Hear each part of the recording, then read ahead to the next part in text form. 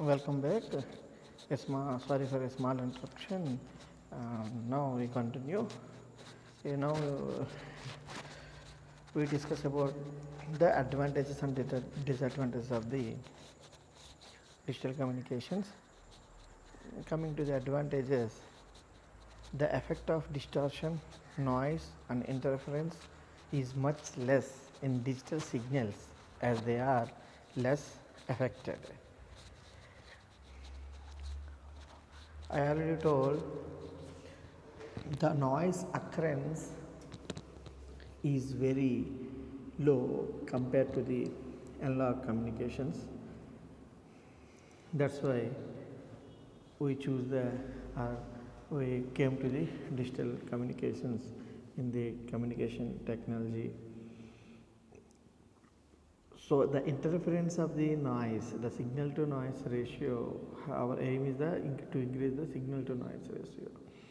So the interference of the noise in this encrypted data is very low. That's why this is the main advantage of the digital communication process.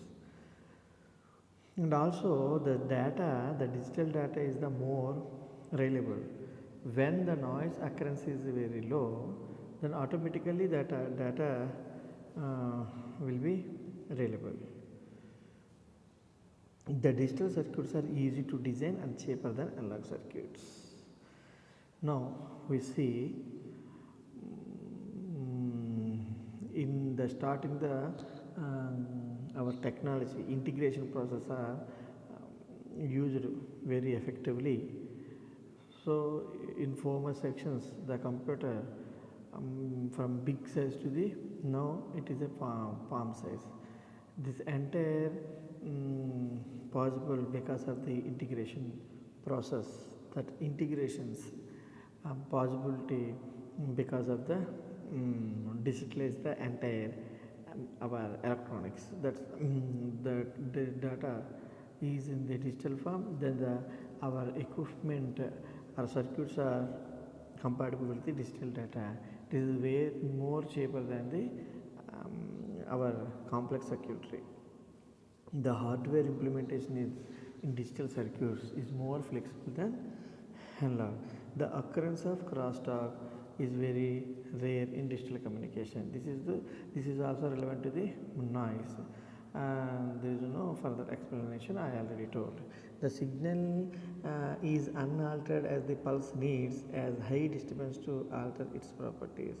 This is very difficult.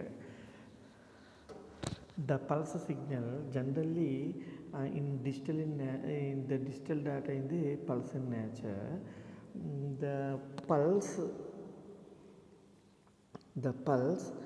generally not altered.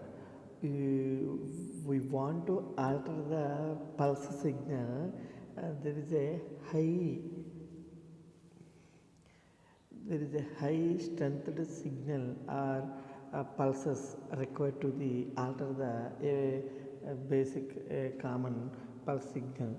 So the pulse signal not affected to a small signals to the parallel line. So this is the very advantage to reduce the noise interference or alter the data. Coming to the disadvantages, requires the reliable synchronization. In this digital communication, synchronization is more important, both the transmitter and the receiver section, because of the encryption. The encryption, when the transmitter and receivers are both are in the same, for example a parity, the both are in the same parity mode. It means even parity or odd parity. Where any other coding technique, the both are used the same coding technique. This is somehow difficult and learn the our things. It requires A to D conversions at high rate. So we choose generally in conventional information or data is available in the analog in nature. For this communication purpose, we convert that into digital conversions. requires a larger bandwidth. So automatically bandwidth also increases because of the bit streams are bit streams are very high. Performance criteria, probability of error of bit error rate. In this digital communication, a large disadvantage is noise occurrence is very low, but internally in that streams the bit error, a bit changes, 0 replaced with 1 or 1 replaced with 0 during the transmission, that probability of error or bit error rate, it is more affect the digital communication. This is the main disadvantages. Coming to goals, why we take the digital communication. Now up to we discuss about the what is digital communication, why we choose the digital communication, what are the advantages and disadvantages, what is the procedure or process of the digital communication. We just consolidate all these things. What are the goals of digital communication system? To design the maximize the transmission rate, the maximize the transmission rate and maximize the system utilization, to minimize the bit error rate. So compare the advantages and disadvantages and procedures. All these we conclude that the goals, some set designer settings set that some goals that are the maximum the transmission rate, to increase the transmitter number of bits per second. This is the transmitter rate. That is the maximize, the requirement is maximize the transmission rate. The both two are the maximizing rates, R and U. R is the transmission rate, U is the utilization, the effective utilization. Just to minimize the bit error rate, P, the probability of error.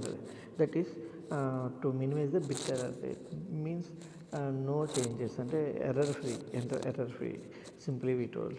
To minimize required system bandwidth.